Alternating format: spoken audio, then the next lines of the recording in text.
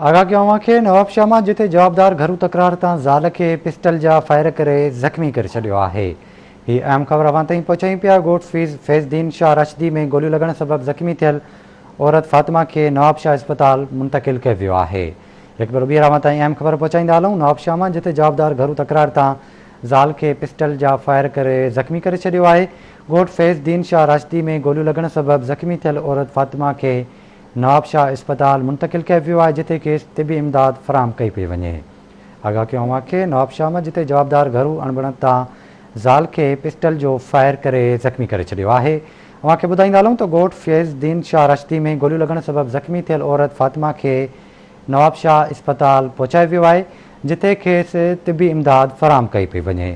हीअ अहम ख़बर अवां ताईं पहुचाए रहिया आहियूं। नवाबशाह में जिते जवाबदार घरू तकरार तां ज़ाल के पिस्टल जा फायर करे ज़ख्मी करे छॾियो आहे। अवां खे अपडेट कंदा हलूं त ॻोठ फैज़दीन शाह रशदी में गोलियूं लॻण सबब ज़ख्मी थियल औरत फातिमा खे नवाबशाह जी अस्पताल मुंतकिल कयो वियो आहे, जिते खेसि तिबी इमदाद फराहम कई पई वञे। हिकु बार ॿीहर अवां ताईं ख़बर पहुचाए रहिया आहियूं। नवाबशाह में जिते जवाबदार घरू तकरार तां ज़ाल खे पिस्टल जा फायर करे ज़ख्मी करे छॾियो आहे। अवां खे ॿुधाईंदा हलूं त हीउ वाक़ियो ॻोठ फैज़दीन शाह रशदी में पेश आयो आहे, जिते जवाबदार गोलियूं हणी औरत खे ज़ख्मी करे छॾियो आहे। औरत फातिमा के नवाबशाह अस्पताल मुंतकिल कयो वियो आहे। तफ़सील मालूम कंदासीं नवाबशाह मां एके डायरी खां। जी एके डायरी छा तफ़सील आहिनि?